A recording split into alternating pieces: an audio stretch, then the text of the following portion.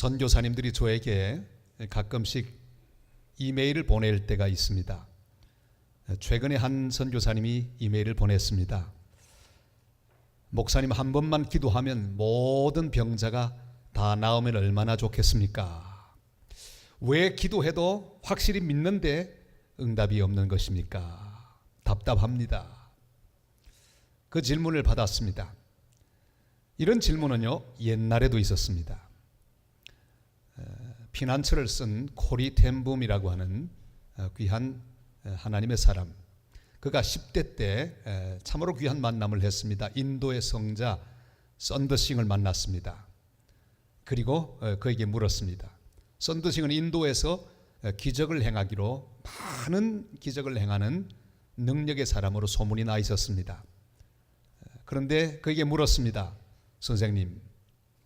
선생님은 그렇게 기적을 많이 행하시는데 왜 내게는 기적이 일어나지 않을까요? 그랬더니 썬더싱이 이렇게 말했습니다. 네가 바로 기적이다.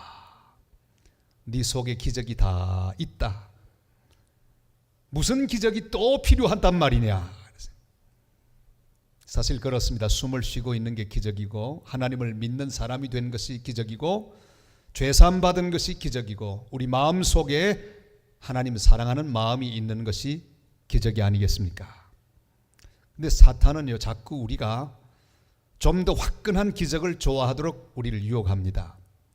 예수님이 공생애를 시작하실 때 마귀에게 이끌려 3가지 시험을 받으셨습니다.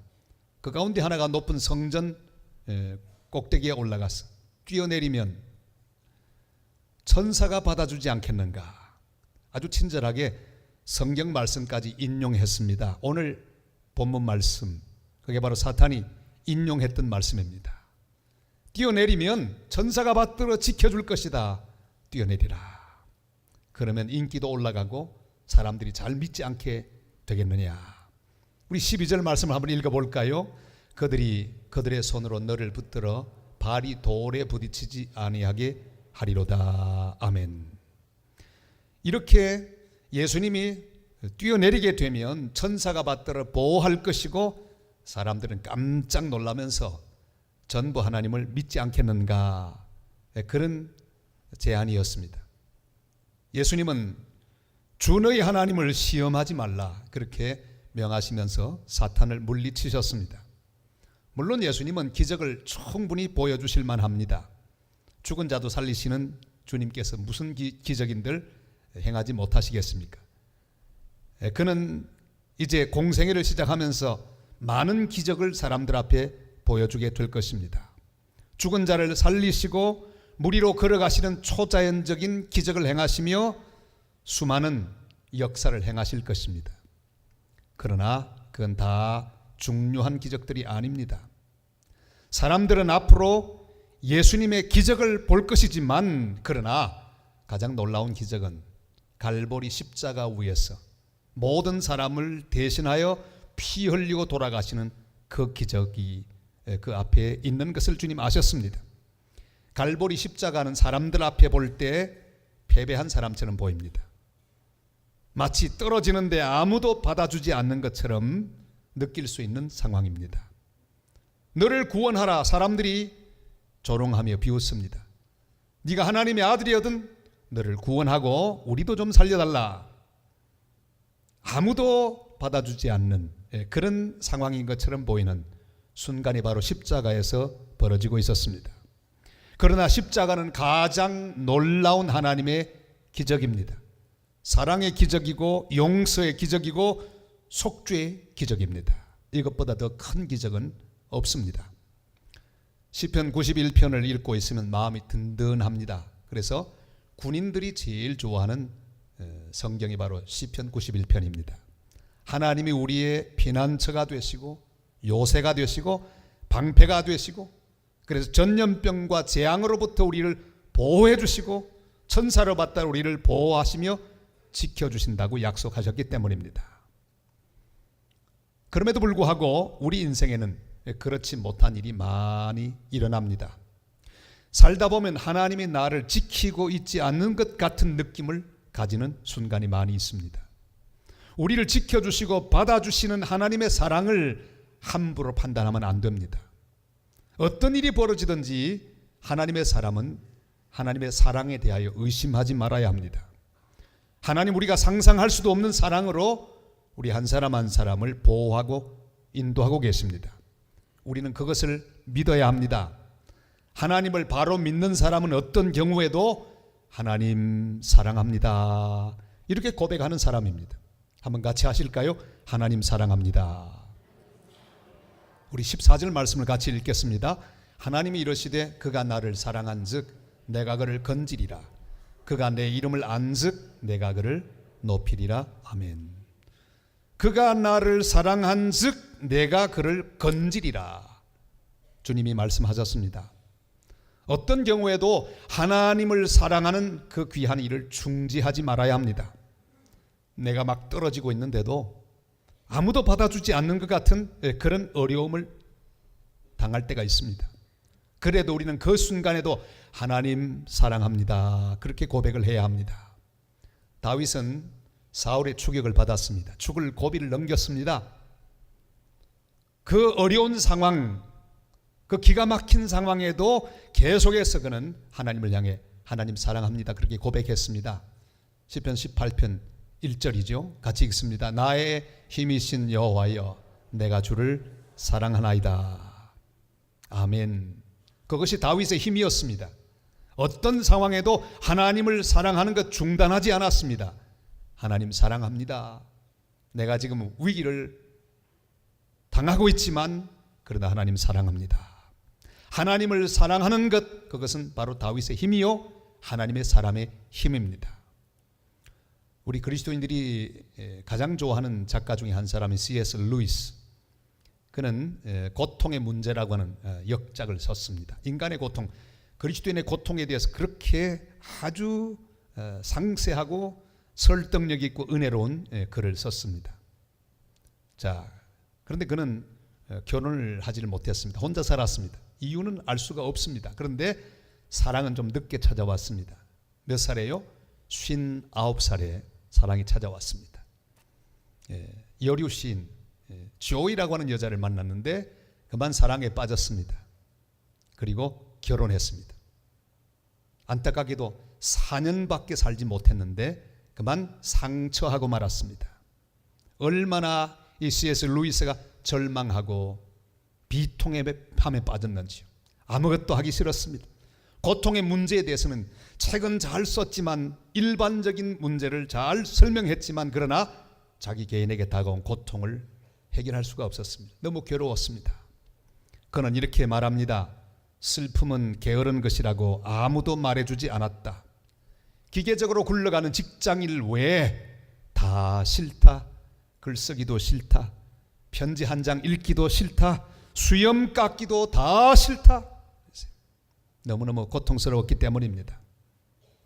그런데 바로 이런 상황에서도 하나님을 사랑하는 것, 그게 바로 믿음이 아니겠습니까? 빙점의 작가 미우라 아야코 산포능자, 평생 동안 질병 가운데 고통을 당했습니다. 척추카리어설부터 시작으로 얼마나 많은 고통을 그가 경험을 했던지요. 이제 그가 약해져서 죽음을 기다리면서 한 말이 있습니다. 죽음은 나의 마지막 남은 사명이다 그랬어요. 여러분, 죽음이 무슨 사명이란 말입니까? 여러분, 연로하셔서 앞으로 우리가 다 세상을 떠날 때가 올 것입니다. 죽음이 다가올 그런 순간에 처할 때가 있을 것입니다. 다 끝난 것이 아닙니다. 사명이 남아 있습니다. 무슨 사명? 잘 죽는 사명입니다.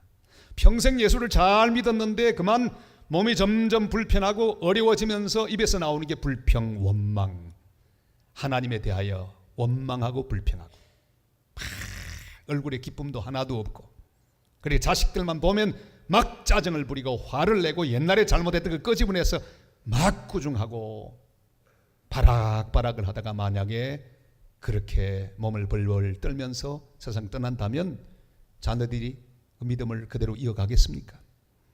마지막 순간에도 찬송하면서 하나님 사랑합니다, 감사합니다, 통증이 몰려와도 그래도 하나님 찬양합니다, 이렇게 멋지게 죽어야 자녀들이 예수를 잘 믿는 사람 되지 않겠습니까?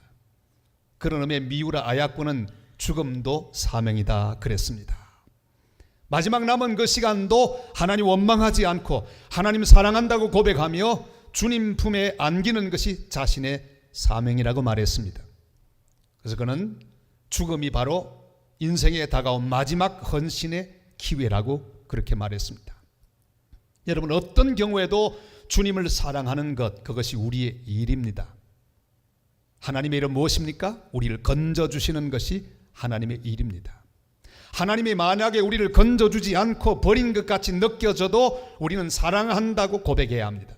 하나님 사랑합니다. 사랑하는 여러분, 술람미 여인 때문에 병이 난 솔로몬처럼 바람난 아내를 찾고 또 찾으려고 헤매는 호세아처럼 우리 하나님은 우리가 연약하고 부족함에도 불구하고 우리를 사랑하십니다. 어떤 경우에도 그 하나님의 사랑을 의심하지 마시기를 바랍니다.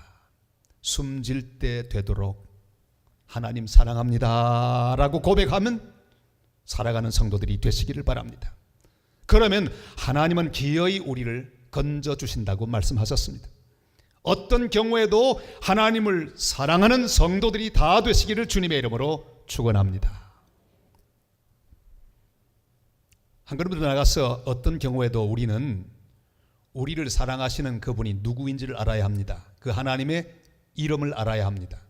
주님 말씀합니다. 내 이름을 안즉 내가 그를 높이리라 말씀하셨습니다. 그는 나를 만드신 분이십니다. 나를 붙드시는 분이십니다. 나를 지키시고 나를 인도하는 분이십니다. 그 이름을 분명히 알아야 합니다. 그는 영원 자존자이십니다. 엘로힘, 신실하고 강하신 분이십니다. 엘샤다이, 전능하신 하나님입니다. 여호와 니시, 우리의 승리를 주시는 분이십니다. 여호와 라파, 우리를 치료하시는 하나님이십니다. 여호와 이레, 우리를 공급해 주시는 분이십니다. 여호와 샬롬, 우리에게 평강을 주시는 분이십니다. 우리는 하나님을 하나님 되게 섬겨야 합니다. 하나님의 이름에 합당한 영광을 돌려야 합니다. 그래서 이 더운 여름에도 우리는 하나님 앞에 나와서 예배를 드리고 있습니다. 그분에게 합당한 영광을 돌리기 위하여 우리가 함께 모였습니다. 시편 96편 8절이 이렇게 말씀하죠. 다 같이요. 여호와의 이름에 합당한 영광을 그에게 돌릴지어다. 예물을 들고 그의 궁정에 들어갈지어다. 아멘. 우리가 하나님의 이름에 합당한 영광을 돌리면 우리 하나님께서도 우리를 높여주신다고 약속하셨습니다. 예수님은 세상을 구원하시려는 하나님의 뜻을 아셨기에 스스로 낮아지셨습니다. 그리고 이 땅에 오셨습니다. 십자가에서 죽기까지 복종하셨습니다. 그랬더니 하나님은 예수 그리스도의 이름을 모든 이름 위에 뛰어난 이름으로 존귀하게 하셨고 모든 무릎이 그 앞에 꿇게 만들어 주셨습니다. 빌립보 2장 9절로 11절이 말씀하지요. 다 같이요. 이름으로 하나님의 그를 지극히 높여 모든 이름 위에 뛰어난 이름을 주사 하늘에 있는 자들과 땅에 있는 자들과 땅 아래에 있는 자들로 모든 무릎을 예수의 이름에 꿇게 하시고 모든 입으로 예수 그리스도를 주라 시인하여 하나님 아버지께 영광을 돌리게 하셨느니라. 아멘. 아마 여러분 나니아 연대기라고 하는 책을 읽으셨든지 영화를 보셨든지 하실 거예요. 거기 보면 어린 소녀 루시가 나옵니다. C.S. 루이스의 역작이죠. 그런데 한 사자를 만납니다. 예수님을 상징하는 사자 아슬란, 저 사자 이름이 아슬란입니다. 루시가 아슬란을 만나서 대화합니다. 자, 그런데 루시가 말합니다. 아슬란, 내 보니까 이전보다 훨씬 더 커졌군요. 그럽니다. 사자 아슬란이 루시를 보고 말합니다. 아니야, 내가 커진 게 아니라 네가 자란 거야. 그렇게 말했어요. 여러분, 이 믿음의 특징을 이렇게 잘 표현하는 말은 없습니다. 하나님은 원래 크신 분입니다. 하나님은 더 잘하지 않습니다. 왜? 원래 우주에 충만하시고 원래 사랑에 한이 없으시고 원래 긍휼이 끝이 없으신 크신 하나님이십니다. 뭐가 잘할까요? 우리의 믿음이 잘할 뿐이에요. 우리가 믿음이 자라고 눈이 점점 커지게 되면 하나님의 원래 모습을 발견하게 됩니다. 하나님이 그런 분이라고 하는 사실을 깨닫게 됩니다. 오늘 예배하면서 우리 하나님의 크고 위대하시며 사랑이 풍성하신 그 모습을 알게 되는 은혜가 함께 하시기를 바랍니다. 우리가 그것을 보지 못하고 사는 것은 얼마나 안타까운 일인지요. 우리의 믿음이 자라고 우리의 사랑이 자라면 하나님이 제대로 보이기 시작합니다. 그래서 베드로후서 3장 18절이 이렇게 말씀하죠. 다 같이요. 오직 우리 주 곧 구주 예수 그리스도의 은혜와 그를 아는 지식에서 자라가라. 영광이 이제와 영원한 날까지 그에게 있을지어다. 아멘. 우리가 사랑하는 하나님의 은혜와 사랑을 점점 알아가게 되시기를 바랍니다. 그가 무엇을 원하는지 점점 알아가는 성도들이 되시기를 바랍니다. 그는 우리의 성결을 원하십니다. 그는 우리의 겸손을 원하십니다. 그는 우리가 복음을 전하며 살기를 원하십니다. 그는 우리가 땅끝까지 선교하며 살기를 원하고 계십니다. 그가 무엇을 싫어하는지를 점점 알아가야 합니다. 그는 우리의 교만을 싫어합니다. 그는 우리의 죄악을 싫어합니다. 그는 우리의 게으름을 싫어하십니다. 그래서 우리가 하나님을 하나님 되게 하면, 하나님 기뻐하시는 일을 하게 되면 하나님도 우리를 높여주실 것입니다. 예배하는 하나님의 백성들이 날마다 하나님께 가까이 나아가 하나님을 바로 알고 하나님께 합당한 영광을 돌려드릴 때 그의 인생은 변하고 성장하게 될 것입니다. 전 세계에 카지노가 없는 나라는 거의 없습니다. 이 카지노에는 공통적으로 없는 것이 두 가지가 있습니다. 첫째는 시계가 없습니다. 왜요? 거기서 도박하는 사람들이 시계를 보면 안 되잖아요. 아이고 퇴근할 때가 됐구나. 아이고 아침이로구나. 모르는 게 좋아요. 그래 완전히 거기 푹 빠져서 도박만 한 것, 도박장을 차려놓은 사람들의 의도입니다. 또 하나, 창문이 있으면 안 됩니다. 왜? 한참 하고 있는데 바깥 세계가 보이면요 자기 책임을 깨닫습니다. 아이고 내가 집을 두고 왔는데 빨리 돌아가야 되는데. 그러니까 창문이 있으면 안 돼요. 창문이 없습니다. 그래서 거기에 완전히 빠져서 가지고 온 것 몽땅 다 잃어버리도록 유도하는 것이 그것이 바로 카지노입니다. 여러분, 하나님은 우리 인생의 시계가 됐습니다. 예배하는 자들이 하나님을 바라보는 순간에 자다가 깰 때임을 압니다. 내가 겸손할 때임을 압니다. 내가 죽어야 할 때임을 압니다. 내가 헌신해야 될 때임을 압니다. 주님은 우리의 삶에 대하여 가장 정확한 답을 가르쳐 주십니다. 하나님은 또한 우리의 창이 되십니다. 우리의 비전이 되십니다. 우리의 삶을 온전히 인도하십니다. 우리의 모든 것을 이끌어 주시고, 그리고 우리가 새로운 비전과 사명을 가지고 달려갈 수 있도록 우리 인생길을 주장하십니다. 우리의 미래를 보여주시고 비전을 주시고 소망이 되어주셔서 우리를 앞으로 나가게 하십니다. 날마다 주님을 바로 알아서 주님께서 날마다 우리를 존귀하게 하고 우리를 높여주시는 그런 복된 인생의 주인공들이 다 되시기를 주님의 이름으로 축원합니다. 어떤 경우에도 우리는 하나님을 바로 인정하고 그를 사랑하는 마음을 가져야 합니다. 바로 그런 마음 가운데 주님을 알고 주님을 인정하고 사랑하는 마음으로 간구하면 응답하신다고 약속하셨습니다. 간구하면 내가 응답하리니, 그렇게 말씀하고 계십니다. 우리 15절 말씀을 다 같이 읽겠습니다. 그가 내게 간구하리니 내가 그에게 응답하리라. 그들이 환난 당할 때 내가 그와 함께하여 그를 건지고 영화롭게 하리라. 아멘. 그냥 기도하는 것을 의미하지 않습니다. 하나님이 누구신지 분명히 알고 하나님을 사랑하는 마음으로 기도하면 나를 건져주시고 응답하여 주신다고 약속하셨습니다. 만약에 우리가 안타까운 마음, 원망하는 마음, 불평하는 마음, 따지는 마음, 이런 마음으로 기도한들 그 기도가 어떻게 하나님을 기쁘게 하겠습니까?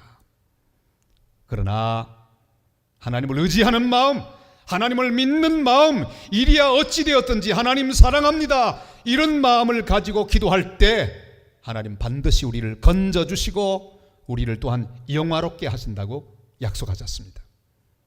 다니엘의 기도가 그랬습니다.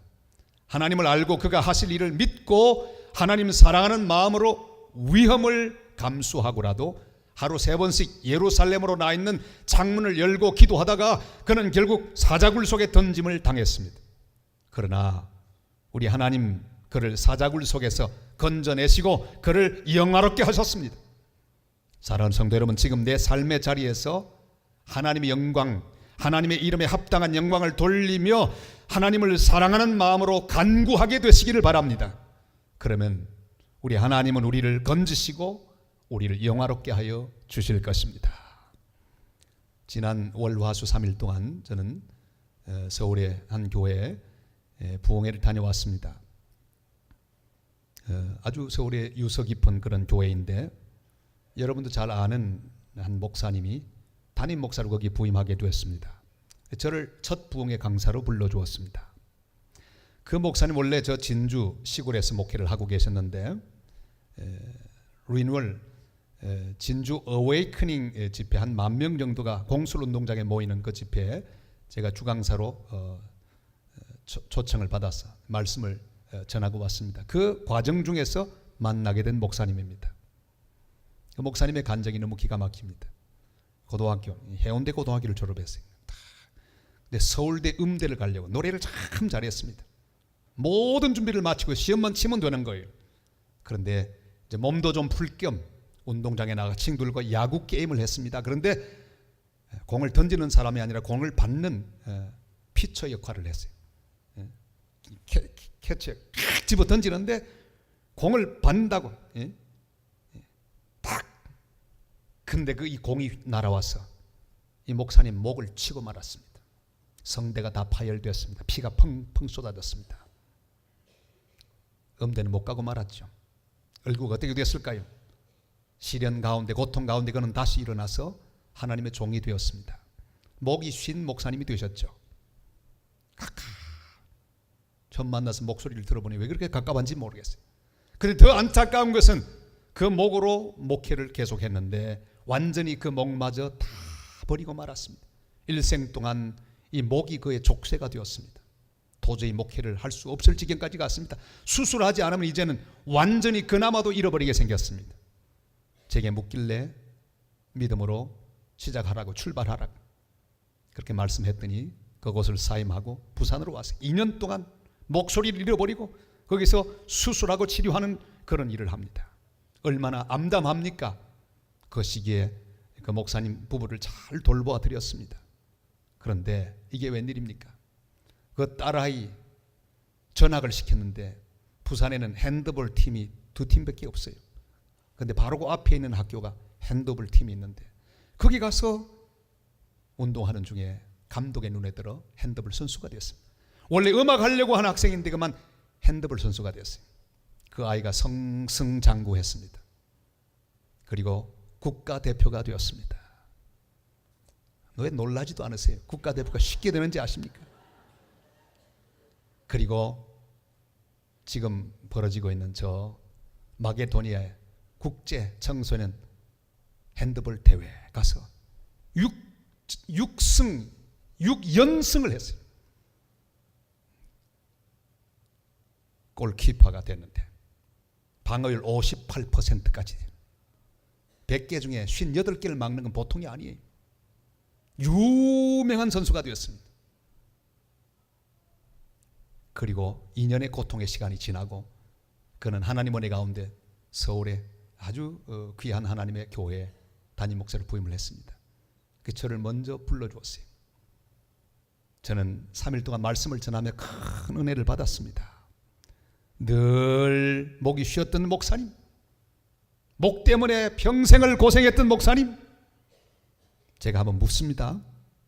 여러분, 그 딸이 어떻게 해서 국가대표가 되었을까요? 답을 하세요. 답은 간단해요. 목사님의 목을 다쳤어. 해보세요. 어떻게 국가대표가 되었을까요? 어떻게 서울의 그 아름다운 교회 담임 목사님이 되셨을까요?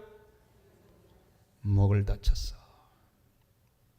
목을 다쳐서 피를 토하면서도 고백할 말이 있습니다. 하나님 사랑합니다.